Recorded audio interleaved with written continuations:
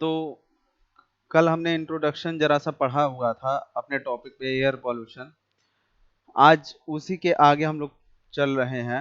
हम ये जानने की कोशिश करेंगे कि किस तरीके से एयर पॉल्यूशन के जो कारण होते हैं एग्रीकल्चर या अलग अलग सेक्टर में किस तरीके से यूज होते हैं, कि जिनके वजह से ये सारी क्रियाएं होने के बाद हार्मफुल होती है हेल्थ के लिए।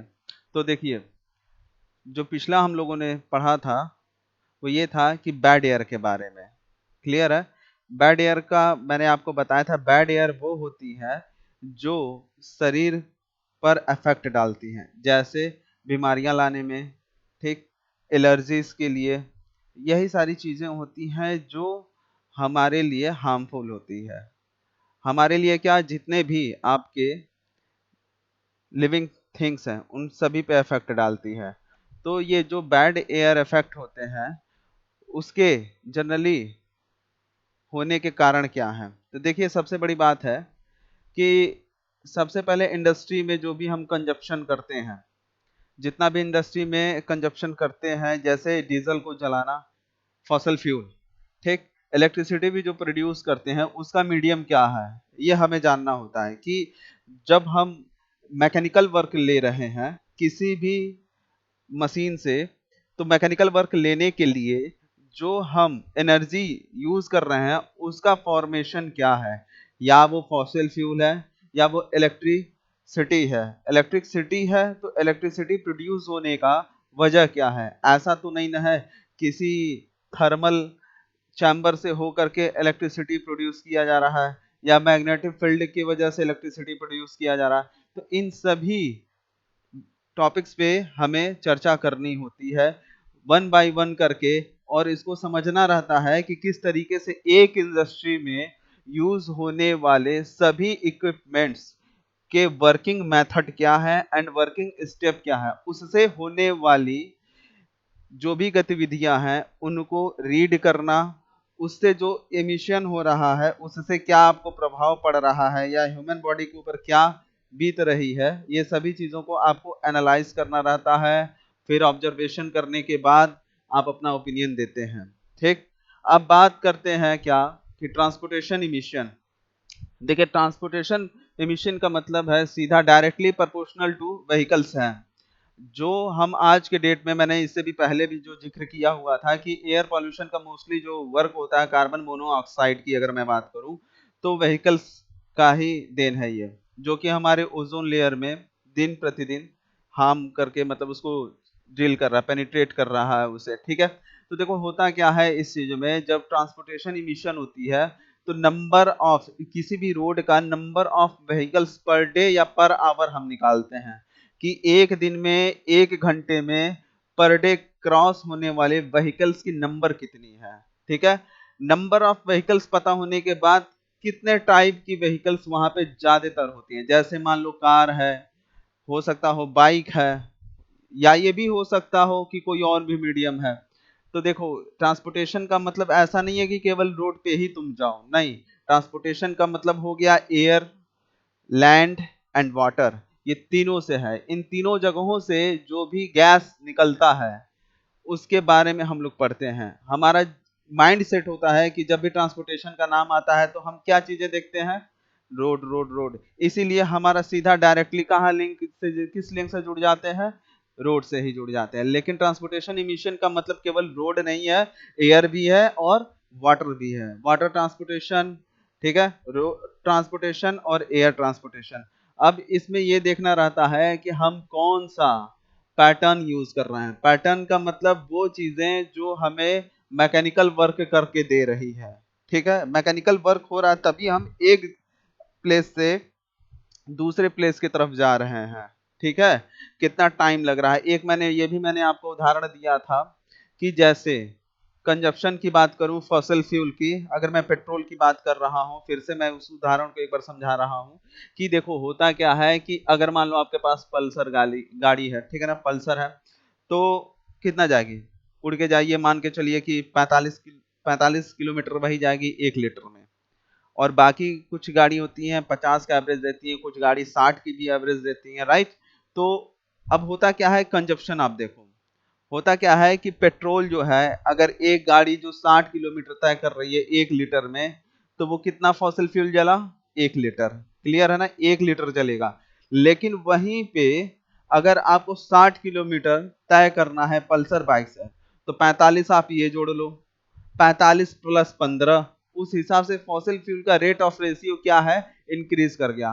तो जब इंक्रीज कर रहा है तो उतना ही कार्बन मोनोऑक्साइड भी प्रोड्यूस करेगा। ठीक है ना, वो सारी चीजें क्या होगा? प्रोड्यूस कर, इस तरीके से वो डे बाय डे जो प्रोड्यूस हो रहा है उसकी रेटिंग की काउंट होती है। ये तो मैं बात कर रहा हूँ नॉमिनल तौर पे, जो कि आपका रोड पे है। ठीक है, अगर मैं वाटर की बात करूं, वाटर वाटर ट्रांसपोर्टेशन सिस्टम की, तो देखो वहां पे ऐसा तो कोई सिस्टम होता नहीं है कि हाँ आप मैकेनिकल वर्क कराने के लिए आप इलेक्ट्रिसिटी का या बैटरी सिस्टम का आप ज्यादातर यूज कर लो। जनरली होता क्या है कि पनडुब्बी को छोड़ के मैं बता रहा हूँ, ठीक है ना, जो बड़ी बड़ी नाव होती हैं उनमें हम क्या करते हैं? फॉसल फ्यूल का ही यूज करते हैं या वाइट पेट्रोल का यूज करते हैं। ठीक है, जब हमें किसी समुद्री इलाका से जाना रहता है या बंदरगाह को हम लोग चूज करते हैं, वटेवर जो भी हम लोग लेते हैं, ठीक है, तो उसमें फॉसिल फ्यूल रहता है। हाँ, रिकवरी के लिए बैटरी सिस्टम रखे रहते हैं। अब आप बताओ, समुद्र के रास्ते से अगर 3-4 दिन का सफर करना है, ठीक है, तो अब जाहिर सी बात है बैटरी तो इतनी बड़ी होगी नहीं, क्योंकि बैटरी का खुद का ही कुछ वेट होगा। क्लियर है ना, तो बैटरी का खुद का कुछ वेट होगा। तो वो तो माना कि वो देखो रिकवरी के लिए बना रहता है और हम लोग यूज ही वही करते हैं। वो आज का बात अलग है कि हम लोग हाईटेक हो रहे हैं तो एडवांस चीजें अडॉप्ट कर रहे हैं। ठीक है, लेकिन उसके भी ड्रॉबैक हैं। ड्रॉबैक इस तरीके के हैं कि उसका सीधा डायरेक्टली प्रोपोर्शनल टू एयर है। वाटर तो है ही है, लेकिन डायरेक्टली प्रोपोर्शनल टू आपका एयर है। तो ये सारे ट्रांसपोर्टेशन इमिशन का, इमिशन मतलब वो जो चीजें जो गैसियस स्टेट में बाहर निकाल देती हैं। ठीक है, अब ऐसा तो है नहीं कि जो रॉ गैसेस हैं, जो मतलब सस्पेंडेड गैसेस हैं, वो आपको प्रोटेक्ट ही करेगा ना, वो हार्म ही करेगा।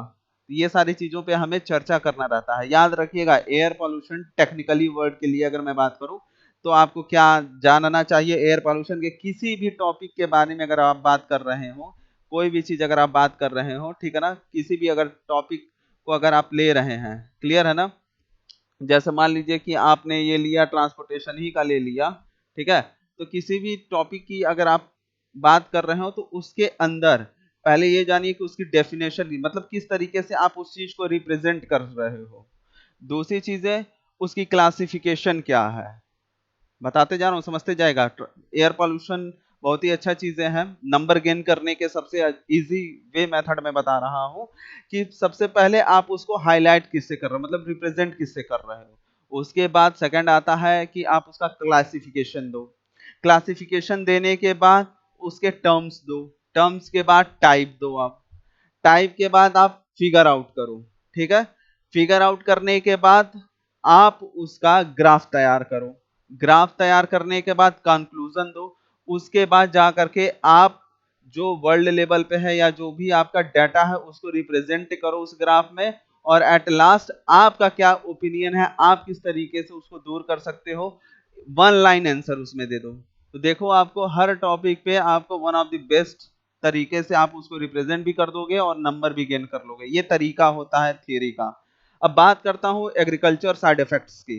देखो, एग्रीकल्चरल या एग्रीकल्चर जो है हमारा, साइड इफेक्ट्स कैसे हैं? अब ये इसका क्या प्रोपोर्शनल हो रहा है भाई एयर से? तो देखो, इसका प्रोपोर्शनल ये है, सपोज दैट मान लो कि कोई फर्टाइल लैंड है। क्लियर है ना, बात हो रही है हमारे किसकी?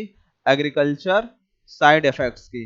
अगर हमारे पास, क्लियर है ना, कोई फर्टाइल लैंड है, उपजाऊ है, और जस्ट उसके बगल में कम उपजाऊ वाली है, हम उसमें क्या करेंगे? यूरिया डालेंगे।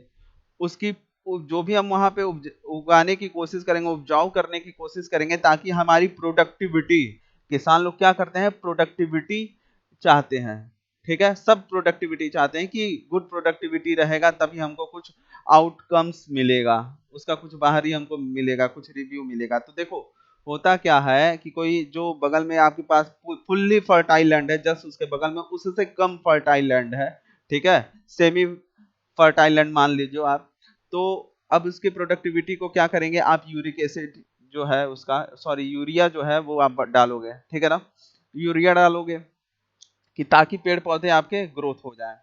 और नहीं होगा, ठीक है, खाद डालोगे, फिर कीटनाशक की दवा डालोगे, क्लियर है ना, एक बार डाल ले तो वो क्या होगा कि जो हमारे पास सॉइल होती है ना उसके अंदर वाइड रेशियो होती है। वो वाइड रेशियो दो फॉर्म में होती है, पहला होता है एयर कंटेंट के फॉर्म में, दूसरा होता है वाटर कंटेंट के फॉर्म में, ठीक है। तो ये जो होता है एयर कंटेंट रेशियो और वाटर कंटेंट रेशियो, ये क्या करता है कि जो आपकी सॉइल की जो पार्टिकल्स होते हैं उसके जगह पे जा करके बैठ जाते हैं और वो उतना स्पेस एब्जॉर्ब कर लेते हैं, ठीक है। अब होता क्या है कि जब आप कोई भी चीज उसके ऊपर अप्लाई करते तो सूखा तो अप्लाई करोगे नहीं, जाहिर सी बात है लिक्विड के फॉर्म में करोगे, छिड़काव के ही स्प्रिंकल के ही फॉर्म में ना करोगे आप। तो होता क्या है कि जब आप इस पे अप्लाई किए तो मैंने बताया था कि सारी चीजें साइक्लिक है, ठीक है, डिपेंड्स करता है। तो वही बारिश की बूंदें बरसेंगी, एक जगह प्रिसिपिटेशन का फॉर्म निकलेगा, प्रिसिपिटेशन जाएगा किसी ड्रेनेज सिस्टम में मिलेगा, क्लियर है ना, वो वेपराइजेशन के फॉर्म में आएगा, वेपराइजेशन के फॉर्म में आएगा फिर वो हमारा बादल में बनेगा, ठीक है। लाइट वेटेड क्लाउड होगा, वेट वाली क्लाउड होंगी, तो होता क्या है कि जब वो वापस अर्थ पे आएगा तो वो ज्यादा इफेक्चुअल रहेगा, ठीक है। तो वो इफेक्चुअल रहेगा कि जब उस दौरान जो भी आपके हवाएं चलेंगी, ये सब चलेंगी, तो आप भी जानते हो कि जो सॉइल होती है वो ट्रांसपोर्टेटेड होती है, उसके लिए एयर ही मीडियम होता है। तो जब आप ऑलरेडी उसके सरफेस पे भी अप्लाई करते रहो, वैसे ट्रांसपोर्ट हो रही है एयर मीडियम के थ्रू, तो वो आप जाहिर सी बात है सांसों के थ्रू ले रहे हो, वहां से भी आपको इफेक्ट करेगा। दूसरी चीजें क्या है कि जो नेचुरल का साइक्लिक पीरियड है या समझ लीजिए इकोसिस्टम है, वहां से भी आपको प्रभावित करेगा। तो ये सारी चीजें हैं जिसके वजह से एयर पोल्यूशन का एक कारण बनता है। अब यूरिया जो है वो अगर वेपराइज होगा तो तुम अंदाजा लगा लो कि उसमें कौन से गैस निकलेंगे, क्लियर है ना। अब बात करते हैं होम हीटिंग। भाई होम हीटिंग कैसे एयर पोल्यूशन का कारण बनता है, ये जो है नॉर्मल तौर पे तो लोगों को लगेगा यार हेयर हीटिंग कैसे काम करेगा। तो देखो हेयर हीटिंग का क्या है कि आजकल जो कंस्ट्रक्शन हो रहे हैं घर, उसकी जो हम हाइट रखते हैं ना, वो क्या रखते हैं 11 फीट, 11 फीट हाइट रख दी है, मैक्सिमम 11 फीट। अगर चलो फॉल सीलिंग लगा रहे हो तो उड़ के गए 12 फीट, यही लगा दिए, क्लियर है ना। ये सोचते हैं कि 2 फीट के इधर आएंगे 10 फीट का हमको मिलेगा, इट इज राइट, और चलो कंस्ट्रक्शन करवा लो। होम हीटिंग की मैं बात कर रहा हूँ, जरूरी नहीं है होम हीटिंग, ठीक है। होम हीटिंग, हाउस हीटिंग, कई जगह पे ये हीटिंग का मामला है। हम लोग जानते हैं HVAC, ठीक है, ये एक सिविल का ही एक पोर्शन है HVAC। इसमें हीटिंग वेंटिलेशन एयर कंडीशन इसका नाम होता है।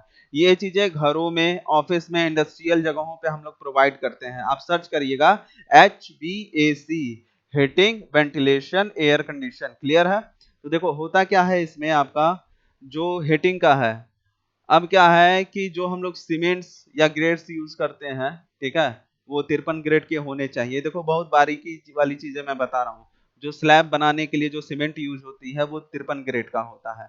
बाकी में आप 33 ग्रेड का यूज करते हो, जैसे वॉल की प्लास्टरिंग करना रहा या कोई टेक्सचर की फिनिशिंग करनी रही, वहां पे 33 ग्रेड का सीमेंट यूज होता है। अब हम लोग क्या करते हैं क्या कि 53 ग्रेड वाला उसको लगा देते हैं। अब वो क्या करता है कि देखो जब अगर 53 ग्रेड है तो हम लोग निकालते हैं ना सीमेंट की वाटर एब्जॉर्प्शन यूनिट, ठीक, तो वो क्या करता है जितनी उसकी वाटर रिक्वायरमेंट होती है वो फुलफिल हो नहीं पाता है, वो गर्म करता है अलग से, तो तपन एक लगाता है रूम के अंदर, ठीक है ना, एक तपिश अंदर पैदा करता है, हीट पैदा करता है। अब देखो उसका हीट का इंपीरियल इम्पैक्ट क्या होता है उसके द्वारा, ठीक है, या उस मीडियम से पास होकर के जो भी रूम के अंदर गर्मी लगता है, ठीक, जितने भी हमारे पास सामान होती हैं उसका एक अलग मॉलिक्यूलर स्पेस होता है जो कि उससे अफेक्टिव होता है। इन सभी चीजों को मिला जुला करके रूम के हीट का कारण बनता है, ठीक। अब क्या होता है ये हीट जब बाहर निकलती है तो ऐसा तो है नहीं कि शुद्ध हवा है ये, क्लियर है ना। जैसे देखोगे किसी रूम में जाओगे तो बहुत छोटा होने की वजह से टेंशन फील होगा, बड़ा रूम रहेगा सामान कम रहेगी तो फ्री तुम फील करोगे, ठीक है ना।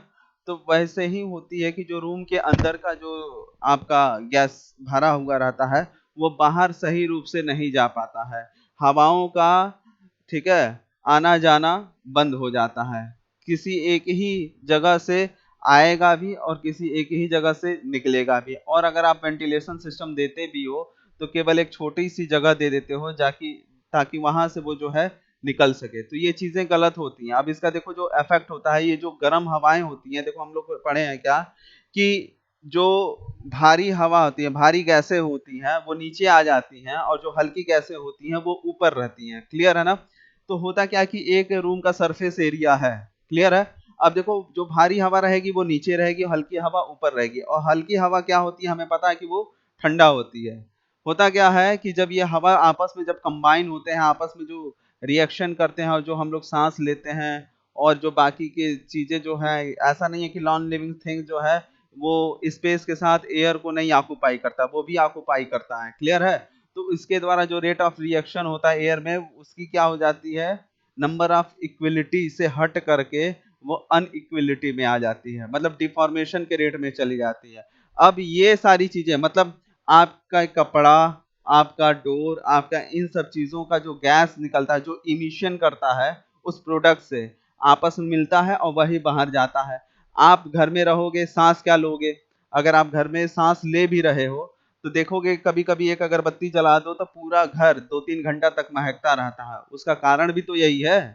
तो सोच लो, अगरबत्ती जलाने से तुमको ये इफेक्ट अगर मिल रहा है, तो जो तुम सामान यूज कर रहे हो या गंदे कपड़े वहां पे टांग दे रहे हो, तो वो जो उससे वो जो मीडियम बन रहा है पास होने का, वो क्या है, बैड एयर है कि नहीं बैड एयर है? तुम कब तक बैड एयर लोगे? ठीक है, जो पर्दा है, महीने क्या छोड़ो, तुम्हारा 6-6 महीना सीधे एक बार दिवाली का साफ हुआ, फिर ठीक है 2-3 महीने के बाद फिर साफ होगा।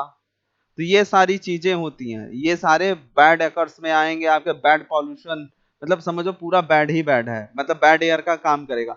इस वजह से हम ये चीजें रुक ना पाए घर में, मतलब भारी गैस घर में रुक ना पाए, इसलिए होम हीटिंग को कम से कम करने की कोशिश करते हैं। और देखो जो बनाते हैं ना हम लोग, डक्ट बनाते हैं घरों में या इंडस्ट्री में, ज्यादातर तुम्हें डक्ट कहाँ मिलेगा? एक तो नॉर्मल जो लोग रहेंगे किचन में, तुम्हें डक्ट दे दिया जाएगा।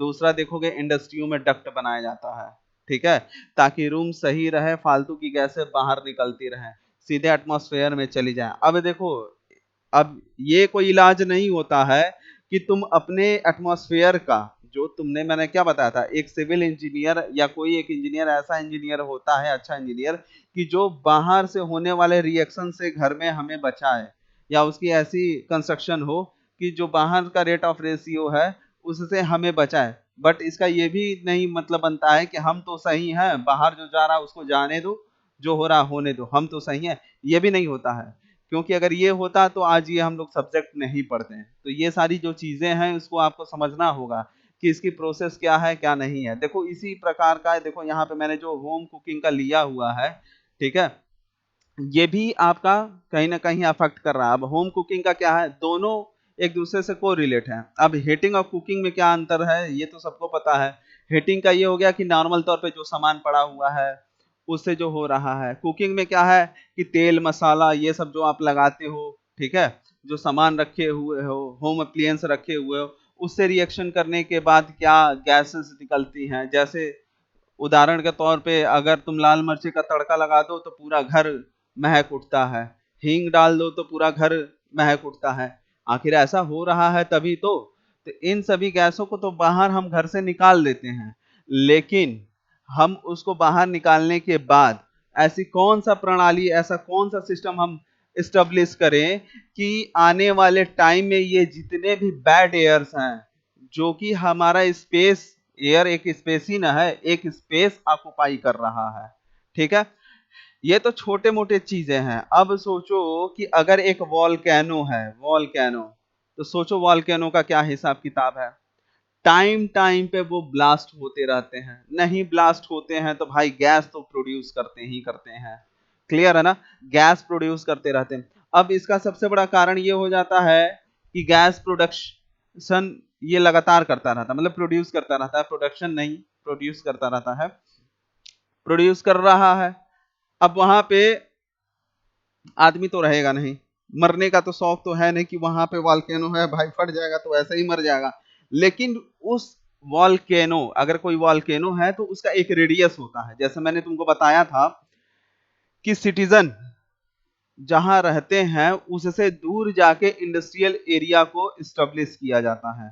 बैठाया जाता है उसको वहां पे जा करके। क्लियर है कि ताकि वहां का जो सरफेस एरिया रेडियस है उसका इंपीरियल इंपैक्ट किसी सिटीजन सरफेस एरिया पर ना आए, और आए भी तो उतना इफेक्चुअल ना हो। ठीक है, अब इसमें क्या है कि हवा का जो डायरेक्शन होता है उसको भी लेकर के हम चलते हैं। ठीक है, हमें ये जानना रहेगा कि हवा का जो डायरेक्शन है वो किस डायरेक्शन में मूव कर रहा है। ऐसा तो नहीं ना है जैसे हम लोग पूर्वोत्तर में है, नॉर्थ ईस्ट में है। तो अगर तुम ऐसे देखो तो यहाँ पे दो ही डायरेक्शन में हवा बहती है। मिट्टी को लो या किसी हल्के पार्टिकल्स या सॉइल या बालू को लो, ऐसे छोड़ोगे तो देखोगे क्या कि अगर हवा जिस डायरेक्शन में होगा उधर जाएगा।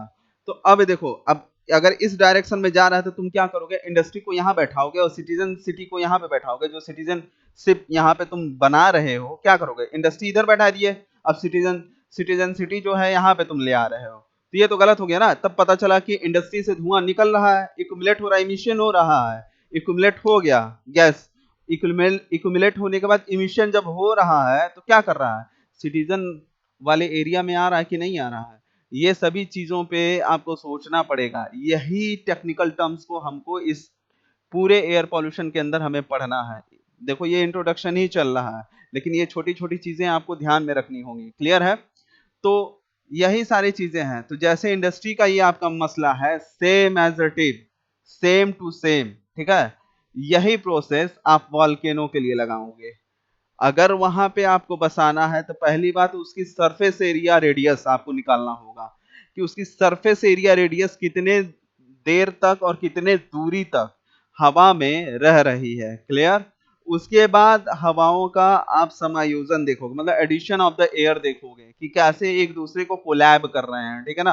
कोलैब करने के बाद ये देखोगे कि जो एयर फ्लो जो डायरेक्शन है वो कहाँ पे जा रहा है। अगर वो उस साइड जा रहा है तो आप उधर नहीं बनाओगे, ठीक उसके अपोजिट साइड में बनाओगे, ताकि जो उसका एयर मतलब बैड एयर है वो हार्म कम से कम करे। वो मानता हूं कि वो जाएगा, लेकिन वो नेचुरली चीज है, नेचर उसको मेंटेन करेगा। लेकिन इसका मतलब ये भी नहीं होता कि आप cut the tree, cut the tree. ठीक है, अगर आप ट्री ही को काट दोगे तो फिर वो मेंटेन होने से नहीं रहा। इन सब छोटे छोटे पॉइंट्स पे हमें ध्यान देना है टेक्निकली। दूसरी चीजें मैं बताने जा रहा हूं कि जो फॉरेस्ट फायर है, अब इससे क्या होता है। फॉरेस्ट फायर, देखो जंगलों में क्या होता है, कभी कभी आग लग जाती है। ठीक है, अब सबको पता है कि हरे चीजों में आग उतना नहीं लगता है, लेकिन जब लगता है तो वो बचता भी नहीं है, क्योंकि देखो कई सारी चीजें होती हैं जो सूखी हुई रहती हैं। तो देखो फॉरेस्ट फायर में क्या होता है कि जंगल्स के जो जंगल्स होते हैं उसमें अगर आग लग गई तो उससे जो धुआं उठता है ना, उसको पृथ्वी को रिकवरी होने के लिए बहुत दिक्कत हो जाता है। इसको रोकने के लिए हमारे पास प्राइवेट संस्था बनाई गई है। ठीक है, जो कि ये हजार्डेरियस जो है रुक जाए। अब ये देखो ये किसी भी वजह से हो सकती है। देखो रॉक के वजह से भी हो सकता है या किसी मानव की गलती से भी हो सकता है। अब देखो रॉक की वजह से क्या है, अगर वो पहाड़ी एरिया है तो हमें पता है कि बायोटिक अबायोटिक चीजें होती हैं रॉक्स के अंदर, मतलब कार्बन और अकार्बन दोनों ही चीजें होती हैं। ठीक है ना? तो उसके अंदर ये दो गुडविल्स या बैडविल्स जो कह लो वो भी होती हैं, प्लस उसके मॉलिक्यूल्स भी होते हैं, एलिमेंट्स होते हैं जो रेट ऑफ रिएक्शन करते हैं। किसी के अंदर फेरस ऑक्साइड है तो जाहिर सी बात है, फेरस ऑक्साइड है तो जलने के लिए वो ऑटोमेटिक ही वो है। तो क्या होता है, चट्टानों को जब तुमने देखा होगा रगड़ते थे तो चिंगारी होती थी। हो सकता हो चट्टानों के गिरने से कहीं आग लग जाए, या हो सकता हो कि कोई आदमी जा रहा है वहां पे आग का काम किया है, ऐसे किया बुझाया प्रॉपरली नहीं, छोड़ दिया। तो ऐसे में जो धुआं उठता है ना, जैसा भी हिमाचल प्रदेश में आग लगी थी, तुम देखे होगे कि प्राइवेट एजेंसियां बुझाते बुझाते हालत खराब हो गई थी लेकिन कोई नहीं बुझा पाया था। तो उसमें क्या हुआ, जो ट्री लॉस हो गए, मतलब खत्म हो गए, लॉस्ट हो गए, उसको तो हम बना नहीं सकते, राइट। भूमि जो थी कार्बन के वजह से वो बंजर बन गई। क्लियर है? देखो नाइट्रोजन तो एक कारक है, एक बाह्य कारक है जो हम यूज करते हैं, वो हमारी गलती है। ठीक है ना? लेकिन जलने के बाद किसी भी चीज का अगर किसी भी कहीं भी कोई भी मतलब नॉन लिविंग थिंग्स हो या लिविंग थिंग्स हो, अगर वहां पे कार्बन बन रहा है तो उसका अस्तित्व खत्म। समझ गए? तो वहां पे क्या है कि तुम्हारा जो है कार्बन आ गया, भूमि बंजर बन गई, उपजाऊ खत्म हो गया। तो ऐसा नहीं है कि केवल ये एक साइकिल कंप्लीट किया 365 दिन का तो वो फिर से सही हो जाएगा, नहीं। वो पूरा प्रॉपरली जाता है, उसका असर बहुत लंबा होता है, ठीक है, वो रिकवरी नहीं कर पाता। तो इन चीजों को हमें लेकर के चलना पड़ेगा कि जो हमारे पास ग्रीन एरिया है, जैसे मैंने बताया ना सरफेस एरिया कवर करते हैं रेडियस में, जो हमारा ग्रीन एरिया है वहां पे कंस्ट्रक्ट ना करें, कम से कम तो नहीं करें, उसको छोड़ ही दें। बाकी हम अपने जो कंफर्ट जोन है उस चीज को निकालने के लिए, बनाने के लिए हम कोई और मीडियम यूज कर सकते हैं, वो एक अलग चीजें हैं। तो अब आगे बढ़ते हैं स्मोक और तंबाकू के, मतलब टोबैको के लिए। देखो स्मोक और टोबैको क्या है, 2008 में सर्वे हुआ था, ठीक है ना, 2008 में एक सर्वे हुआ था कि लोगों को जो कैंसर हो रहा है उसका मोस्टली टोबैको या स्मोक से है या किसी और से है। तो जब एनालिसिस किया गया तो स्मोक तो पाया ही गया था, जो कि हमारे आजकल के नौजवान जो यूज कर लेते हैं, शौक में जलाएं और मारे और निकल लिए, ठीक है ना, ये गलत है। खासतौर पे इंजीनियर तो इसके अंदर समझ लो क्रेज ही बन गया एक तरीके का, कुछ हो या ना हो, हाइपरटेंशन हो, लगा लिए निकल लिए, ठीक है। लेकिन जरा सा इसके ड्रॉबैक सोच लेना, ठीक है ना, कि होते क्या है। तो अब होता क्या है इसमें, जो सर्वे हुआ था उस टॉपिक पे आ रहा हूं। सर्वे जब हुआ तो ये पता चला सिगरेट तो हार्म तो करता ही करता है, लेकिन सिगरेट के हार्मफुल जब एनालाइज, देखो मैंने क्या कहा था, किसी भी चीज के प्रेजेंटेशन, किस तरीके से उस टॉपिक को प्रेजेंट कर रहे हो, उसकी क्लासिफिकेशन, उसके टाइप, उसके टर्म्स एंड कंडीशन, उसका डाटा, 5 साल 10 साल 1 साल या पर डे या पर आवर, जो भी तुम निकाल रहे हो, ग्राफ तैयार किए, कंक्लूजन मिला, कंक्लूजन लिखे, और तुम्हारा ओपिनियन क्या है वो देखे। अब देखो फंसा क्या है यहाँ पे मामला, जब सिगरेट की बात हुई थी, स्मोकिंग की बात हुई थी, तो जिस तरीके से कैंसर डेवलप कर रहा था, जिस तरीके से कैंसर डेवलप कर रहा था, उसके ऑब्जर्वेशन से कैंसर की जो रेट ऑफ रेशियो थी वो काफी अधिक थी, उन लोगों को भी थी जो लोग स्मोकिंग नहीं करते थे। ये बहुत बड़ा, मतलब 2008 की बात मैं बता रहा हूं, ये बहुत बड़ा चैलेंज आ गया था। अब करते तो क्या करते हैं, इसमें सबसे बड़ी बात तो ये थी कि करेंगे तो क्या करेंगे, ढूंढते ढूंढते ढूंढते वजह वजह पता करते करते करते करते करते, ठीक है, करते करते इनको वजह काफी दिनों के बाद पता चला, हाँ, कि इसका वजह क्या है। इसका वजह ये है कि जो घरों में हम अगरबत्तियां यूज करते हैं, देखो ये मैं नहीं कह रहा हूं कि पूजा पाठ या ये सब धार्मिक से मेरा कोई उससे संबंध नहीं है, एज अ जो गाइडलाइन मिला था मैं उसकी बात बता रहा हूं, ठीक है। एज अ जो यूज किया गया था वो ज्यादा ये निकला कि अगरबत्तियां से कैंसर हो रही हैं। अब उसका वजह क्या था, देखो पूजा तो आप मॉर्निंग टाइम में कर लोगे, क्लियर है ना, उतना तो चलता है। जो हम ऑफिस में बैठते हैं ना, ऑफिस का माहौल जैसे क्या है कि अंदर उमस हो जाता है, तो हम क्या करते हैं, धूप बत्ती जलाए, लगा दिए। पहले के धूप बत्ती में देखो मार्केट में क्या है, supply and demand and requirement, यही चलता है, सप्लाई डिमांड एंड रिक्वायरमेंट। तो जैसे जैसे उसकी रिक्वायरमेंट बढ़ती गई, ये लोग रॉ मटेरियल और बनाते गए और बनाते गए और बनाते गए। तो दो चीजें सामने आई, एक तो अगरबत्ती मतलब धूप बत्ती आया, दूसरा जो मॉस्किटो को मारने के लिए जो क्वाइल यूज किया जाता था वो आया सामने, कि कैंसर का कारण एक वो भी है।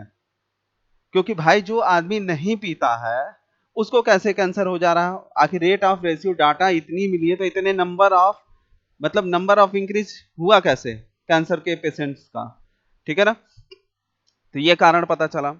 अब देखो ना मार्केट में क्या है कि तुम कहते हो कि मच्छरों को आदत हो गई है, कितना भी तुम मॉस्किटो क्यों ना जला दो, मच्छर मरते नहीं, मच्छर मरते नहीं, बल्कि जब तक जलता है तब तक नहीं लगते हैं, उसके बाद बंद कर दो तो काटने चालू कर देते हैं, भागते भी नहीं है। अब इनको भी आदत हो गई है, नहीं, यहाँ पे तुम्हारी सोच गलत है। यहाँ पे ये हुआ है कि जो उसमें हार्मफुल गैसेस थी उसको रिमूव कर दिया गया उस जगह से, क्लियर है। क्योंकि देखो मैंने क्या बताया था, एयर पॉल्यूशन ऐसा नहीं है कि वो तुम्हें आइडेंटिफाई करने के बाद तुम्हें अफेक्ट करेगा, नहीं, लिविंग थिंग्स हो या नॉन लिविंग थिंग हो, एयर एक मीडियम है, वो अफेक्ट दोनों पे डालता है, सीधा सीधा जान लो। तो तंबाकू स्मोक तो है ही है, लेकिन उसका मेन कारण भी है क्या, जो हम लोग अगरबत्ती का यूज करते हैं बिना मतलब के, मतलब बिना किसी टर्म्स के यूज कर लिए। रूम बदबू कर रहा है तो हम लोग रूम की सफाई नहीं कर सकते, हम लोग क्या करेंगे, धूप बत्ती जलाएंगे। तो ये सारी चीजें हैं। अभी मैं ऊपर ऊपर बता रहा हूँ टेक्निकल टर्म्स को नहीं। अब बात करता हूँ कटिंग ट्री की। देखो, इसमें मुझे कुछ ज्यादा लंबा को समझाने की जरूरत है नहीं, ठीक है ना। कटिंग ट्री से क्या क्या होता है ये सबको पता है कि कटिंग ट्री का क्या है। आगे बढ़ते हैं। एग्जाम्पल के तौर पे देखो मैंने लिखा हुआ है कंजप्शन फ्रॉम, ठीक है ना, इंडस्ट्री। अब देखो यहाँ पे तुमको क्या मिल रहा है, देखो लिखा लिखा हूं मैं कि almost all of the common air pollutants can be produced by industry process, some of this are produced by, ठीक है, फॉसिल फ्यूल। आया ना फॉसिल फ्यूल, ये फॉसिल फ्यूल दिख रहा ना, फॉसिल फ्यूल, ठीक है। फिर क्या कर रहा है, ये देखो ओजोन, नाइट्रोजन ऑक्साइड, दिख रहा कि नहीं, आया ना यहाँ पे हमारा फॉसिल फ्यूल। सबसे बड़ा कारण यही है भाई, फॉसिल फ्यूल तुम इसकी जितनी कम से कम यूज में लाओगे उतना तुम्हें क्या, सभी के लिए मैं बता रहा हूं, कम से कम होगा। और ये कब सही होगा, जब हर एक आदमी के अंदर अवेयरनेस आएगा, ठीक है। ऐसा नहीं है कि तुम पढ़ लिए तो अवेयर तुम हो गए तो बाकी सब चीजें सही हो गई। तुम्हारे होने से नहीं, तुमको लोगों को भी बताना पड़ेगा, it is right it is wrong, ये दोनों तुमको लेके चलना पड़ेगा, ठीक है। तो ये सभी चीजों का देखो, फॉसल फ्यूल के बारे में भी मैंने ऑलरेडी बता चुका हूँ, और इंडस्ट्री में क्या है ये भी मैंने दिखा दिया है, ठीक है। पीपीटी ये आप देख लेना। अगला मैं चलता हूँ, जो ट्रांसपोर्ट इमिशन के बारे में मैंने बात किया था, तो मैंने क्या बोला था, मीडियम ये नहीं है कि मेरा, देखो क्या है, आंखों की अगर बात करें ना, तो जो हमारे सामने दिखती है वही चीजें सीधे मेरे थिंक में आती है। हम रोड देखते हैं इसीलिए, ठीक है, हम रोड देखते हैं इसीलिए जो है, हर वक्त क्या है कि रोड का एग्जांपल लेते हैं, लेकिन क्या है यहाँ पे तीनों मीडियम हो लेते हैं, तीनों का तीनों, एयर वाटर एंड लैंड, तीनों होते हैं। और इसमें देखो मैंने बोला था ना, बैटरी का जो यूज होता है वो इमरजेंसी यूनिट के लिए यूज किया जाता है। हम वहां पे भी क्या यूज करते हैं, फॉसल फ्यूल यूज करते हैं। क्या यूज करते हैं, फॉसल फ्यूल। ये देखो यहाँ पे लिखा हुआ, साफ साफ शब्दों में लिखा हुआ है, क्या लिखा हुआ है, देखो यहाँ पे तो car and planes and ships लिखा हुआ है ना, देखो ये हो गया रोड, ये हो गया एयर, और ये हो गया वाटर। क्या यूज करता है एनर्जी को प्राप्त करने के लिए, फॉसिल फ्यूल। आया ना। अब देखो क्या है कि कार्बन मोनो ऑक्साइड, भैया ये तो रिलीज होना ही होना है, ठीक है, ये तो रिलीज करेगा ही करेगा। अब वही है जो आगे मैंने बताया है, इसके इंपॉर्टेंस क्या है, टर्म्स क्या है, कंडीशन क्या है, आप इस पे विवेचना मैंने कर रखा है, आप इसको भी पढ़ो, नेट पे भी सर्च करो, आपको काफी चीजें जानने को मिलेगी। देखो अगर ट्रांसपोर्टेशन इमिशन एयर पोल्यूशन से रिलेट करके देखोगे तो आपको डाटा मिलेगा, उस डाटे को देखो, फिर उसके ग्राफ को देखो, अभी अपने आप पता चल जाएगा कि क्या पैरामीटर था। तुम सोच में पड़ जाओगे कि हमारा अर्थ जो है किस तरीके से था। नहीं तो गूगल अर्थ करके देख लेना एयर पोल्यूशन के बारे में, गूगल अर्थ तुम्हें साफ साफ बता देगा। क्लियर है। अब देखो एग्रीकल्चर का मैंने बताया कि जो हम यूज करते हैं, यूरिया हो गया, ये सब चीजें हो गई, तो वो भी दिक्कतें ही पैदा करती हैं। यहाँ पे देखो अब एग्रीकल्चर साइड में एक और इसमें इफेक्ट है, नया चीजें देखो क्या है, मशीनरी ड्राइवेन, जैसे पानी को चलाना है, टरबाइन सिस्टम करना है, डीजल को जलाए, फॉसिल फ्यूल आया, ठीक है, डीजल को जलाए, फॉसिल फ्यूल आया, हार्म कर रहा है किसको, एनिमल्स को करेगा, और किसको करेगा, जितना भी मतलब आदमी या कोई जीव जीवित है उन सभी को करेगा। लपेटे में तो भाई सब तो आएंगे, चाहे लिविंग हो या नॉन लिविंग थिंग हो। उसके बाद क्या है, जो मेथेन है, मेथेन मेथेन, ठीक है ना, उसकी भागीदारी बढ़ जाएगी, जो कि ग्लोबल वार्मिंग के ऊपर काफी इफेक्ट है। अब सोचो यूपी को एग्रीकल्चर के नजर से देखा जाता है, जितने भी यहाँ पे फील्ड हैं एग्रीकल्चरल फील्ड हैं, जितने भी यूपी हैं। अभी तुम यहाँ पे चले जाओ पीछे, अगर देखो उदाहरण, देखो नजदीक का ही दे रहा हूं ताकि तुम्हें चीजें अच्छे से समझ में आए और खुद को तुम एक्सप्लोर कर सको। क्लियर है। तो देखो अभी क्या है, भटहर साइड में चले जाओ, देख लो वहां की जमीनें क्या है, तुम्हारे फर्टाइल है। वो तो बहुत पीछे चला गया, संगम चौराहा के अंदर जाकर के देख लो, ठीक है ना। वहां पे भी अगर आपको देखने को क्या मिलेगा कि वो सारी एरिया फर्टाइल है, ठीक है। तो जो जनरेटर हम यूज कर रहे हैं, पानी की टरबाइन जो मतलब वाटर टरबाइन जो यूज कर रहे हैं उसका देख लो, ये सारी चीजें हैं। और यहां तक ये भी मैं बता दे रहा हूं, इवन जो डैम्स को रोकने के लिए जो तुम सोलर पैनल्स लगाते हो, ठीक है, उसमें भी फॉसिल फ्यूल का कहीं ना कहीं भागीदारी है। मतलब हम फुल्ली डिपेंड है किसके ऊपर, फुल्ली फुल्ली डिपेंड है किसके ऊपर, फॉसिल फ्यूल के ऊपर। ठीक है। और ये फॉसिल फ्यूल हमें अरब से ही मिलता है, अपने यहाँ भी है लेकिन उसकी रेट ऑफ रेशियो की अगर बात करें, ठीक है, तो वो कम है। सबसे ज्यादा कहाँ पे है, अरब कंट्री में है। तो बस यही कहानी है, आपको समझना पड़ेगा चीजों को। अब इफेक्ट हर चीजों पे करता है फॉसिल फ्यूल, क्लियर है ना। ग्लोबल पे तो करता ही है, बाकी आपके खाने पीने उठने बैठने हर एक चीजों पे कंट्रोल वो धीरे धीरे करने लगता है। वही कहा था कि अगर इसकी रेट ऑफ रेशियो बढ़ेगी ना, तो अब आने वाले टाइम में आप ऑक्सीजन के सिलेंडर लेकर के चलोगे, क्लियर है। आगे देखो, हाउस हीटिंग के बारे में मैंने बताया था। ठीक है, हाउस हीटिंग का क्या कारण होता है, देखो फॉसिल फ्यूल यहाँ पे तो दे ही रहा है, ठीक है, वो तो एक अलग मसला हो गया। अब घर के अंदर फॉसिल फ्यूल क्या यूज करोगे, अरे भाई इसके कहने का मतलब है कि ठंडियों के टाइम में आप कोयला का यूज करते हो, घरों में लकड़ी से ज्यादा कोयला का यूज कर लेते हो। अब तो नहीं होता है, अब तो गैस का यूज होता है। तो जो तुम गैस जलाते हो सिलेंडर, उसको क्या तुम अच्छा समझते हो, है तो वो भी फॉसिल फ्यूल ना। तो फिर उसको क्या करते हो कि हाई कंप्रेसर पे डाल देते हो, वो गैस लिक्विड स्टेट में आ जाता है। लेकिन जैसे उसकी नोजल हटती है वो भी फिर अचानक गैसेस स्टेट में आ जाता है। तो वो तो उसका एक अलग पीरियड होता है, मतलब जंपिंग पीरियड अलग केस हो गया। फंडामेंटल उसका एक अलग है। लेकिन अगर केस की स्टडी करो, तो केस स्टडी में क्या है, जला तो फॉसिल फ्यूल ही, घर में हीटिंग हुई कुकिंग के टाइम में। और वो छोड़ो ना, जो तुम एसी यूज करते हो, एसी में जो गैस लगता है वो क्या हवा में थोड़ी आता है, वो भी तो तुम कहीं ना कहीं ले रहे हो। इसीलिए एच वी ए सी का मैंने नाम लिया था, क्या था, heating ventilation air condition.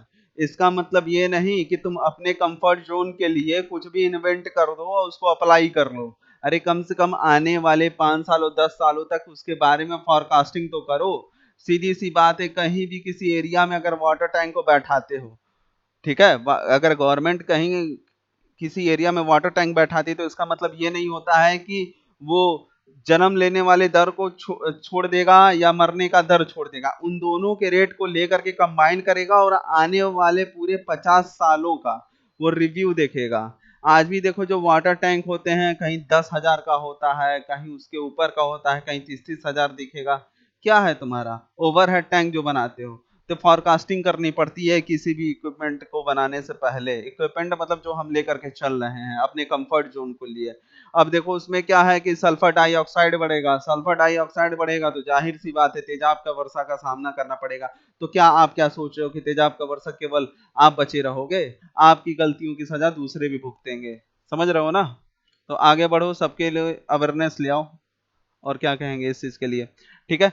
Cooking के बारे में मैंने तुमको बता ही दिया है, ठीक है, कि कुकिंग का क्या है, एनर्जी एक प्लांट होता है, जो भी तुम्हारा रिसोर्स रहे या सोर्स रहे डजंट नॉट मैटर। ठीक है, देखो यहाँ पे लिखा हुआ है कि जो भी ये, देखो वुड एंड कोल्स को भी यूज करते हो। ठीक है, कुकिंग के लिए तुम उसका भी यूज कर सकते हो, जो इलेक्ट्रिसिटी वाली आती है ना, ठीक है, उसको भी यूज कर सकते हो, कंडक्शन जिसको कहते हैं। ठीक, तो वो भी यूज किया जा सकता है, उससे काफी चीजें बढ़ती हैं। लेकिन आप लोग बिजली मीटर का ईटीसी ईटीसी की वजह से नहीं यूज करते हो, आपको वो इजिली मिल जाता है, फॉसिल फ्यूल है, जलाए सस्ता है, इस वजह से। तो देखो मैं ये तो नहीं कह सकता, लेकिन हल्का सा बदलाव तो होना ही चाहिए। ठीक, सबके घरों में है, इतना जल्दी बदलाव नहीं होगा, लेकिन धीरे धीरे बदलने से ही बदलाव होगा। वॉल्केनो का मैंने बताया ही था, देखो वॉल्केनो जो है, ठीक है, अब क्या बताया था, उसका सरफेस एरिया मैन मेड होता है, मैन मेड इनफैक्ट्स। ठीक है, अब नेचुरल प्रोसेस, देखो नेचुरल प्रोसेस का मतलब यहाँ पे ये है ना, कि ये तो देखो सल्फर डाइऑक्साइड तो इमिट करता ही करता है। कहने का मैंने क्या बताया था कि आप उसके हवाओं के उल्टे डायरेक्शन में बनाओ, ताकि उल्टे डायरेक्शन में बना रहेगा, तभी जा करके आपका जो है ये काम होगा। अदरवाइज वही सारी चीजें हैं। फॉरेस्ट फायर के बारे में भी बताया आपको इससे पहले, ठीक है। तंबाकू आपको समझाया है, तंबाकू और उसके बारे में जो आप अगरबत्ती या मच्छरों को भगाने के लिए जो यूज करते हो, उसके कारण उसके डाटा एनालिसिस के भी बारे में मैंने बताया कि ये इंडोर प्रॉब्लम किस तरीके से क्रिएट करता है, ठीक है।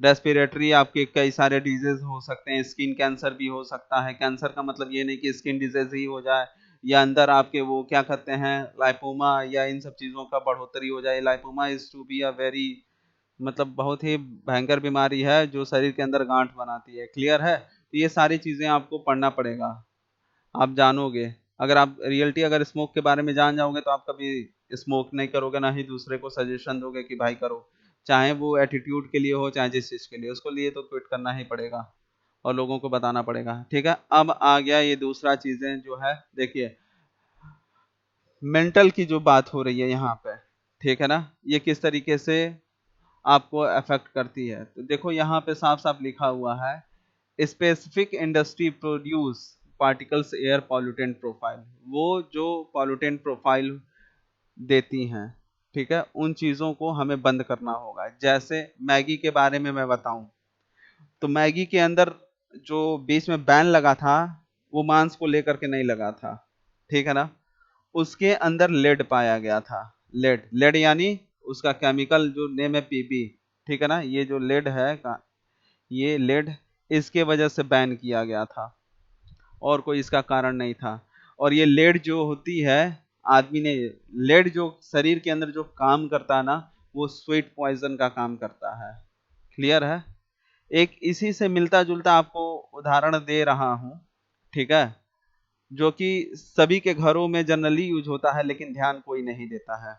ठीक, टॉपिक से हट के है क्योंकि देखो अभी इंट्रोडक्शन दे रहा हूं इस वजह से कि ताकि आपको सभी चीजें क्लियर हो जाएं और आपको समझ में आ जाए कि हाँ क्या है क्या नहीं है। देखो एल्युमिनियम की हम लोग चीजें, एल्युमिनियम और नॉन स्टिक की चीजें का यूज करना हम लोग अपने प्रचलन में ला चुके हैं, पूरे उसके ऊपर डिपेंड हो चुके हैं। उससे क्या होता है कि ऑयल कम लगता है, ऑयल कम लगेगा तो बॉडी का कोलेस्ट्रॉल कम होगा, बॉडी का कोलेस्ट्रॉल कम होगा तो ट्रांसफैट कम होगा, ट्रांसफैट कम होगा तो हमें जो है स्ट्रोक या हार्ट अटैक या ब्लड प्रेशर इन सब चीजों से निजात मिलेगा। क्लियर है ना? लेकिन इस बात पे कोई ध्यान नहीं देता है कि जो एल्युमिनियम हम लोग शुरू से लाए रहते हैं उसकी जो थिकनेस होती है वो आगे चल करके कम हो जाती है। ये भी कहीं ना कहीं किसी न किसी रूप में ह्यूमन के बॉडी को डायरेक्टली और इनडायरेक्टली एयर मीडियम के थ्रू जो है अफेक्ट करता है। ठीक है, मैं ये नहीं कह रहा हूं कि उसके अंदर लेड है, एक एग्जांपल दे रहा हूं कि लेड से मुझे याद आ गया है।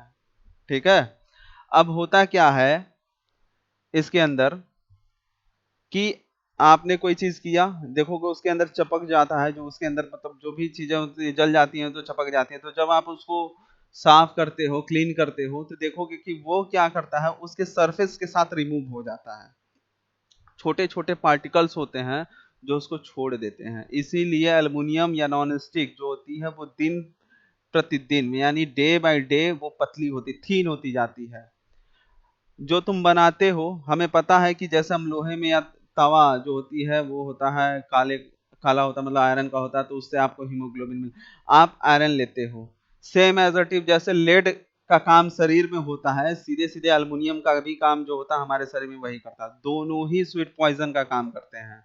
लेड के टॉपिक पे आने से पहले मैं आपको ये बता रहा हूं कि जब आप कभी भी एल्युमिनियम को आप गूगल कर लेना, आप ब्रिटिश गवर्नमेंट को देख लेना कि हमारे यहाँ एल्युमिनियम के लाने का प्रचलन क्या है, आपको सीधे सीधे बता देगा साफ साफ शब्दों में कि एल्युमिनियम का खाना मतलब एल्युमिनियम का थाली का प्रचलन जो हुआ था वो जेलों में हुआ था। उसका कारण मैं अभी बताऊंगा, लेकिन जान लो कि क्यों है एल्युमिनियम और लेड हमारे शरीर के लिए हार्मफुल और किस तरीके से ये हमारे शरीर को हार्म करते हैं।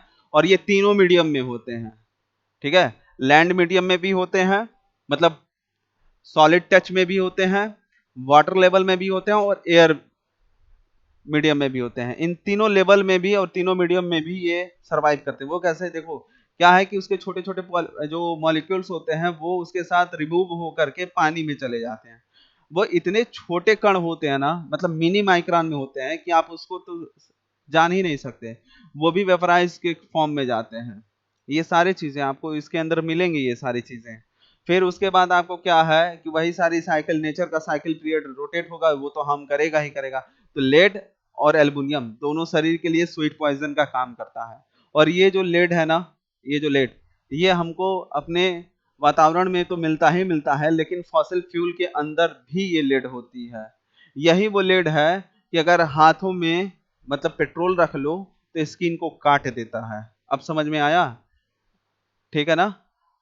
जैसे OH यानी अल्कोहलिक फॉर्म के वजह से हाथों का नहीं कटान होता है, ठीक है ना? किसके वजह से हाथों का कट जाता है या स्किन फट जाती है? किसके वजह से? लेड के वजह से। स्वीट पॉइजन का ये काम करता है, ठीक है? तो ये इसकी दिक्कतें होती हैं, ठीक है? अब ये देखो क्लोरोफ्लोरोकार्बन CFC, इसका हम लोग काफी अब इस पे बात कर रहे हैं, वर्ल्ड लेवल पे ही बात हो रही है, ठीक है? इसके बारे में मैं आपको कल बताऊंगा अच्छे से, ताकि बाकी की चीजें जो मैंने बताई है ये सारी चीजें आपको समझ में आ जाए, क्योंकि इतना ज्यादा बताऊंगा तो ओवर हो जाएगा। आप इन चीजों को ध्यान में रखें। और अभी देखिए ये नॉन टेक्निकल टर्म्स चल रहे हैं अभी आपके, केवल एयर पॉल्यूशन के वो उस पे हैं। टेक्निकल टर्म आपके स्ट्रक्चर से चालू होंगे। पहले बेसिक आपका फंडामेंटल क्लियर रहेगा तो जो भी टॉपिक मिलेगा तो आप उसको एकोमुलेट कर सकते हो, एक जगह से उठा करके उसको दिखा सकते हो कि हाँ ये चीजें ये हैं। एक बार अगेन फिर से मैं बता रहा हूं कि आपको किसी भी टॉपिक का जो भी इसमें मिलेगा, नंबर गेन करने का one of the best option क्या है कि उसका रिप्रेजेंटेशन ध्यान दीजिए, क्लासिफिकेशन देखिए, टाइप्स देखिए, उसका डाटा देखिए, ऑब्जर्वेशन रिजल्ट क्या है, ठीक है? ग्राफ देखिए, फिगर आउट करिए, कंक्लूजन दीजिए और लास्ट में आप अपना रिव्यू दीजिए, ठीक है? तो यही है सारा। अब इन सभी चीजों पे आप ध्यान दीजिए और इन चीजों को एक्सप्लोर करिए, अवेयर रहिए, ताकि आने वाले लोगों के लिए ये काफी चीजें सही रहें।